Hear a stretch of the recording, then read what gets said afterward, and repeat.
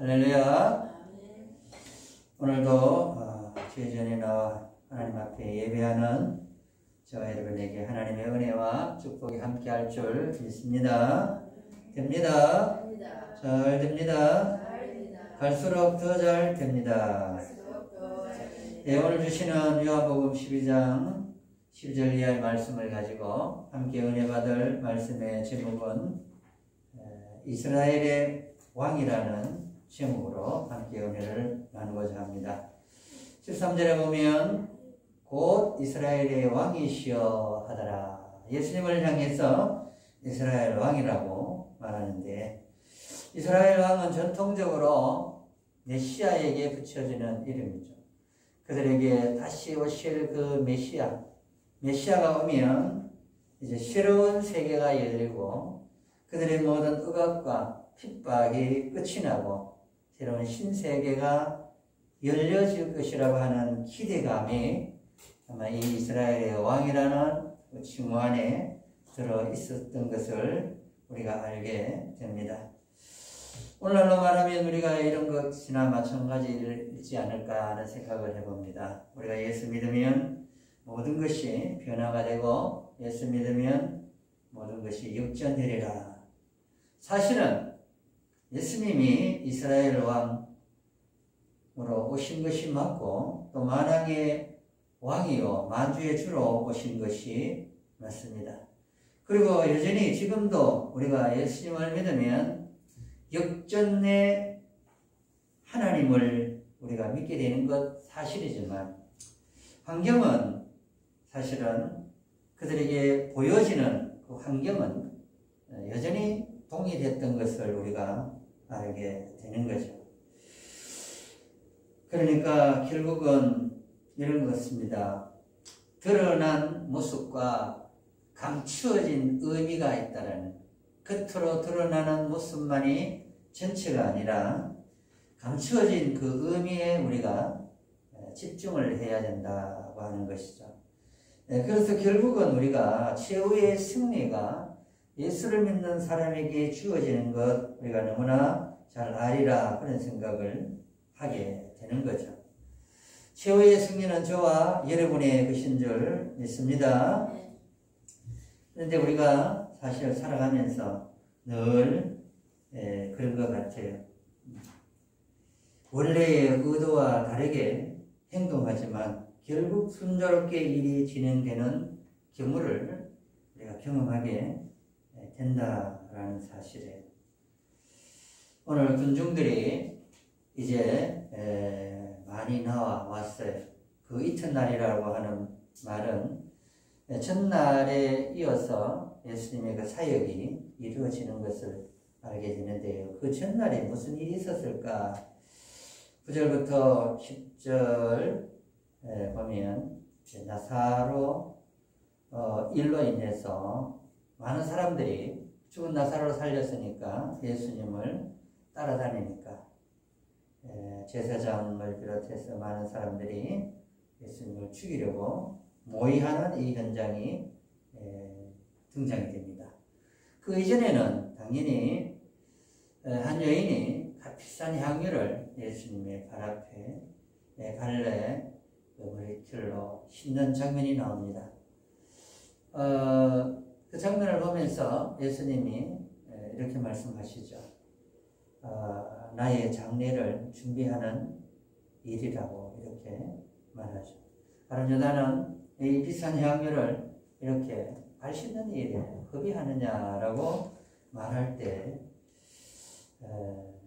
예수님은 오히려 나의 장례를 준비하는 칭찬하면서 내가 다시 다시 올 때까지 이 여인의 행적이 기록되리라. 뭐 이런 일련의 일들이 바로 오늘 본문 이전에 있었던 것을 알게 됩니다.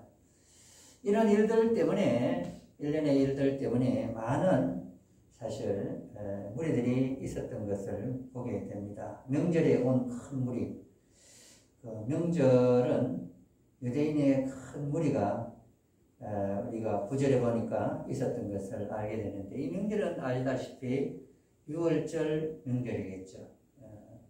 많은 사람들이 이렇게 운집해 있는 가운데 특별히 예수님께서 이제 예루살렘으로 올라간다고 하니까 그 전에 있었던 사건들을 이렇게 종합해 보니까 이제 예수님이 이제 이스라엘의 왕으로 등극을 하러 대관식을 하러 가시는 것이 아닌가 이렇게 생각을 한 거죠. 영적 의미는 사실은 맞지만 실제적인 것은 눈에 보이는 것은 아니었던 것을 압니다. 종려나무 가지를 흔듭니다. 그래서 결국 종려주일로 지키게 되는 이야기가 바로 이 종려나무 가지를 흔드는 것에서 유래되었다고 해요. 그 이튿날 바로 주일이기 때문에 바로 이 날을 종려주일, 오늘을 종려주일로 지키게 된다라는 사실입니다. 종려나무는 승리와 번영을 의미하는 거죠. 마땅히 예수님을 믿으면 우리는 승리하는 줄 믿습니다.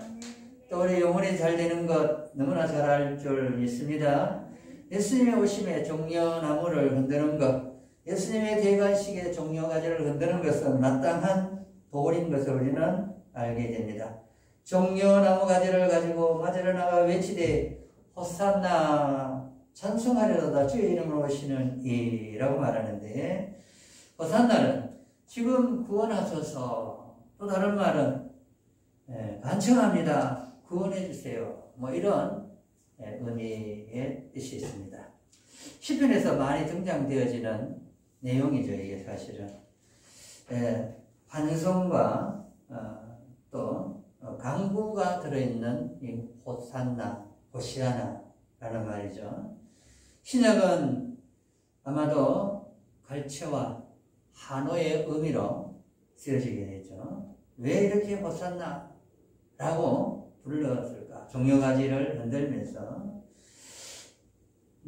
마치 승리하여 이제 개선장구처럼 올라가는 이 장수들을 향해서 불러주는 소리가 바로 이 소리였던 거죠. 그래서 예수님, 따지고 보면 예수님이 왕으로 대관식을 하는 우리가 생각을 하게 되는데, 중요한 것은 14절에 보니까 한 어린 나귀를 탔다. 다른 본강 복음에서는 사실 어린 나귀의 준비 과정과 또 예수님께 가져오는 과정들이 있었는데 그게 중요한 것은 아니라고 생각했기에 요한 기자는 그냥 한 어린 나귀를 탔다고만 이렇게 나옵니다. 개선장군이나 왕은 사실은 준말을 타야 되겠죠. 신난 말을 타고 또 군병들과 함께 올라가는 것이 마땅했으리라고 생각을 합니다. 준말을 타는 이유가 있다면 바로 위엄과 영광을 생각했겠죠. 그런데 예수님은 15절에 보니까 이는 기록된 바, 이게 바로 스가랴서 9장 9절 말씀을 인용한 거죠.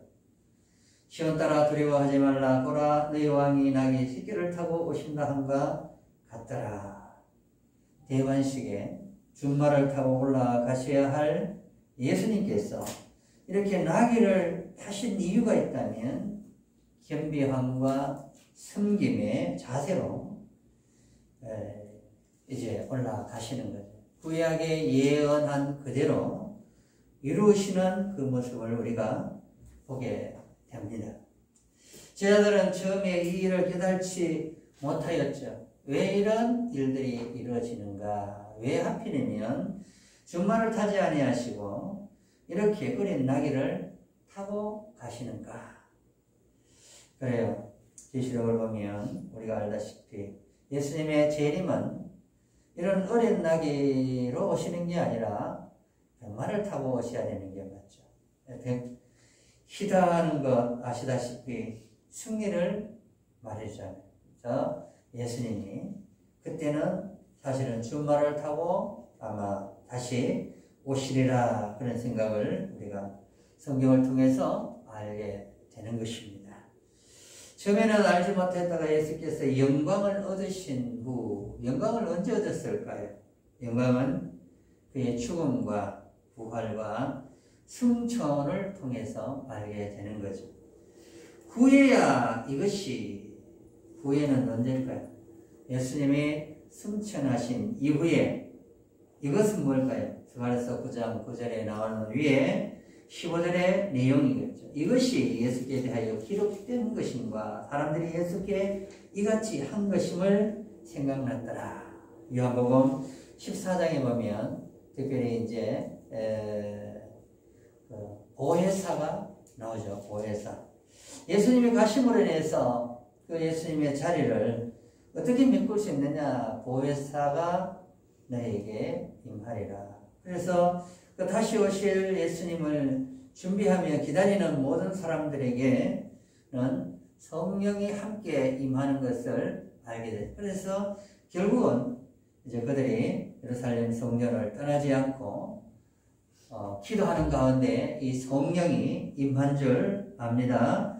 성령이 오셔서 생각나게 하신다라고 하는 말이 바로 이 말이 되는 거죠. 후에야 이것이 예수께 대하여 기록된 것임을 제자들이 깨달았다라고 하는 것입니다. 우리가 이렇게 같이 길을 가면서 같이 삶을 살면서 서로 다른 생각을 할 때를 뭐라고 말하는 거니까 사자성어에는요, 동상이몽이라는 말을 씁니다. 같이 길을 가는데도 똑같은 목적지를 가는 것 같은데 서로 다른 생각을 가지고 가는 거죠. 같은 방에 자면서도 부부가 서로 다른 꿈을 꾼다고 하는 것. 이게 바로 동상이몽이 아닌가. 많은 군중들이 왜 예수님을 따랐을까라고 하는 거죠. 오늘날 많은 그리스도인들이 왜 교회를 다니고 신앙생활을 하는가라고 하는 것과도 어쩌면 일맥상통한 물음일 수 있지 않겠는가 하는 겁니다.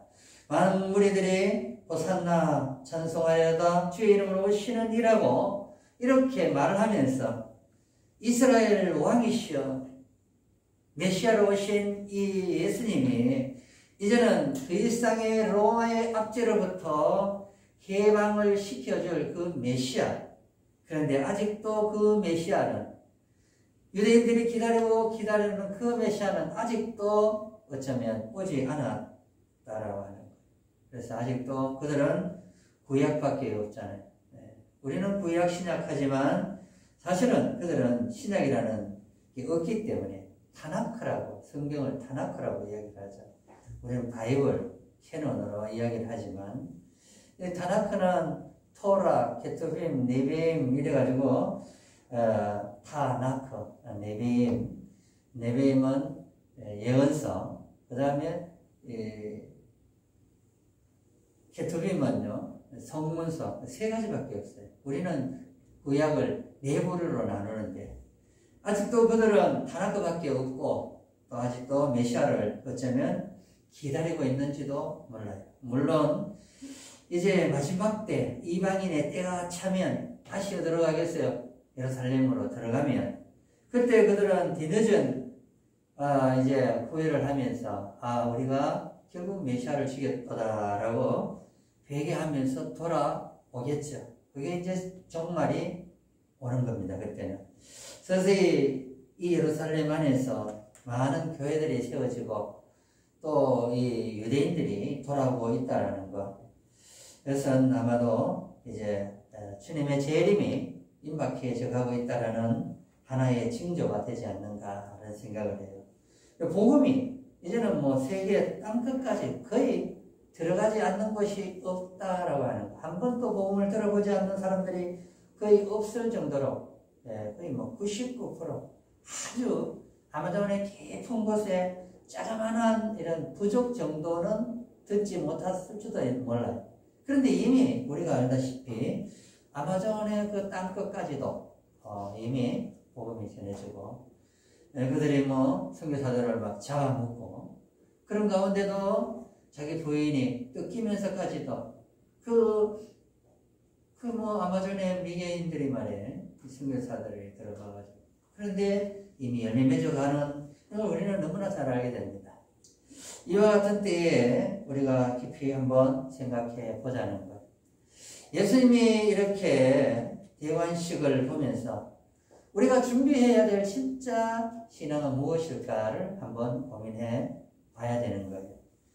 예수님이 당신은 대관식으로 이제 마지막 과업을 완수하기 위하여 구속의 경륜에 따라서 이제 구속 완성을 위하여 이제 모든 것을 내려놓고 죽음을 향하여 올라가셨다고 한다면 다시 오실 주님은 이제 모든 일을 심판하기 위하여 때가 되매 다시 오신다라는 것을 우리는 생각해야 하는 거예요. 그때는 비록 나귀를 타고 겸손한 왕으로 구약을 완성하기 위하여 올라가셨다고 한다면 다시 오실 그 주님은 성경 전체를 완성하기 위하여 백마를 타고 승리의 모습으로 이렇게 다시 오신다는 것을 우리가 생각한다면 오늘 우리가 신앙생활 하면서 그런 것 같아요. 모두가 자기의 생각만을 가지고 자기의 입장에서만 주님을 바라보고 있었다라는 거예요. 그들이 처해져 있는 상황은 로마의 압제였고 그래서 그들이 간절히 기다렸던 것은 로마의 압제에서 풀려나는 정치적인 해방이었다고 한다면 예수님은 정치적인 해방, 한 민족의 왕으로 오신 것이 아니라 만왕의 왕으로 모든 인류가 죄로 말미암아 억압받고 있는 이런 이들을 해방시키기 위하여 그들의 묶여있는 죄 문제로 말미암아 어둠에 갇혀있고 이 죄 문제로 말미암아 더 이상 소망이 없는 인생들을 향하여 이제 진정한 해방과 소망을 주시기 위하여 그 마지막 대업을 완수하셨다고 한다면 이제 그동안 2000년이 지난 예수님이 이제 그 대업을 완수하고 2000년이 지난 오늘 우리가 바라보는 이 종료 주일은 어떠해야 할까를 한번 곰곰이 생각해 봐야 되는 줄 압니다. 이들의 사실 생각은 달랐지만 어쩌면 행동은 적절했는지 몰라요. 그렇잖아요. 분명히 그 생각은 달랐어요. 정치적인 메시아로서 민족을 해방할, 한 민족을 해방할 그런 메시아로 이스라엘의 왕으로 그들이 이렇게 기대했지만 그러나 어쩌면 잘못 알고 있었지만 종려나무 가지를 흔들고 호산나 찬송하리로다 주의 이름으로 오시는 분명히 이 말은 틀린 말이 아니었다라고 하는 거예요. 어린아이의 입으로 참 이렇게 천국을 보여주고 또 삶을 살아갈 수 있는 지표를 우리에게 많이 보여주잖아요. 그래서 예수님이 어린아이들이 나에게 오는 것을 금하지 말라. 바로 이러한 어린아이들이 하나님의 나라에 합당하다라는 말씀을 우리가 하는데 그만큼 어른들은 생각이 많이 복잡해집니다. 단순하지가 않아요. 어린아이들은 생각이 얼마나 단순하고 복음이 얼마나 순수하게 잘 들어갈 수 있는데 어른들은 이것저것 다 생각을 해야 되고 계산을 해야 되고 복잡해진다는 거예요. 우리의 생각은 어쩌면 신앙생활이 복잡하고 이렇게 앞뒤 계산을 하면 그때부터 신앙생활이 너무나 힘이 들고 하나님의 의도와 뜻과는 너무 멀어지기 시작한다는 거예요. 우리의 생각을 좀 단순하게 가질 필요가 있지 않는가라는 생각을 해보게 됩니다. 할렐루야. 저와 여러분 단순하게 믿으면 참 쉬워요. 신앙생활하기가. 근데 너무 복잡하게 생각하면 이것저것 계산하고 이렇게 앞뒤를 생각하면 너무 힘들고 어려워요. 근데 신앙생활을 할 때 아니면 사회생활을 할 때 힘들고 지치면 뭘 생각해야 되느냐 하면 단순하게 생각하면 돼요. 너무 복잡하게 생각하니까 참 헤어나오기가 힘이 들어요. 문제가 또 다른 문제를 물고 넘어지거든요. 그런데 잘 되리라는 이런 생각을 가지고 잘 될 거라는 이 믿음을 가지고 나가면 돼요. 신앙이 없는 사람들도 아마 내일은 잘 될 거야 라는 이런 소망을 가지고 하면 잘 되는 것처럼, 그런데 우리는 진짜 예수님을 믿으니까 말씀을 붙잡고 하나님께서 반드시 역전시켜 주리라는 확신을 가지고 나간다면 더 큰 은혜가 우리에게 임하는 줄 믿습니다. 예, 예수님은 이들의 어리석음을 분명히 보았지만 그 어리석음을 품어 주셨습니다. 이 말은 여전히 우리가 하나님 앞에 나오기는 부적절한 부분들이 많고 또 허물이 많지만, 그러나 우리가 하나님 앞에 나오는 것 자체만으로도 주님은 우리를 불쌍히 여기시고 긍휼을 베풀어 주시는 줄 압니다. 안 오는 것이 완악한 거잖아요. 악하니까 못 나오는 거예요. 내가 믿음이 없는 것 같고 그 여전히 한 주간의 삶을 뒤돌아볼 때 부끄러운 것밖에 없었는 것 같은데도, 그럼에도 불구하고 하나님 앞에 나왔다는 것 자체만으로도 하나님의 위로를, 긍휼하심을 받을 수 있는 기회가 되어지는 것을 우리가 알게 되는 것입니다.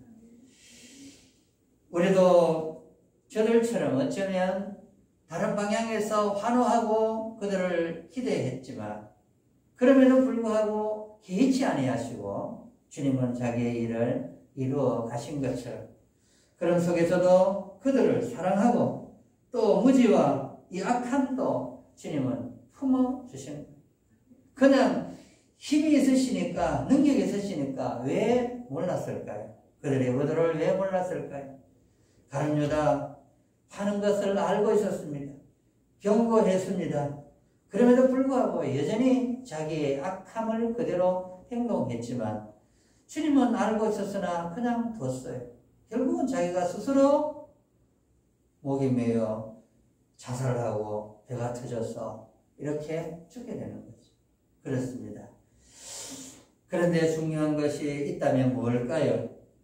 나오면 은혜 받으려고 사모하시면 더 큰 은혜가 임하는 줄 믿습니다. 우리가 믿음 없다고 나는 이런 모습으로 그대로 살겠다라고 하는 그런 악함보다는 여전히 연약하지만 하나님께서 은혜를 주시면 나도 잘할 수 있을 것이라는 기대감으로 나아간다면 그 기대감이 반드시 이루어지는 것을 믿고 우리가 연약한 가운데도 여전히 주님을 붙잡고 의지하며 그렇게 날마다 믿음으로 승리하며 나아가는 저 여러분 되어지기를 주의 이름으로 축복합니다. 거룩하신 하나님 아버지, 은혜를 감사합니다. 오늘도 이렇게 종려주일을 맞아 저희들을 불러주심에 감사합니다. 하나님 아버지, 이 군중들이 의도와는 다르게 행동했지만 그런 가운데도 순조롭게 모든 일들이 진행되어 갔고 생각은 달랐지만 그들의 행동이 적절했던 것을 우리가 보게 됩니다. 드러난 모습이 감추어진 의미와 달랐다 할지라도 하나님 아버지, 하나님께서 연약함을 그대로 받으시고 인도했듯이 오늘 우리도 연약한 이대로 나왔지만 하나님께서 우리에게 기회를 주시고 더 나은 믿음이 이루어질 것을 기대하고 기다리는 줄 알고 우리가 더욱더 주님 앞에 가까이 나아가 주님을 영화롭게 하는 삶으로 나아갈 수 있도록 은혜를 베풀어 주옵소서. 거룩하신 예수님의 이름으로 기도드리옵나이다. 아멘.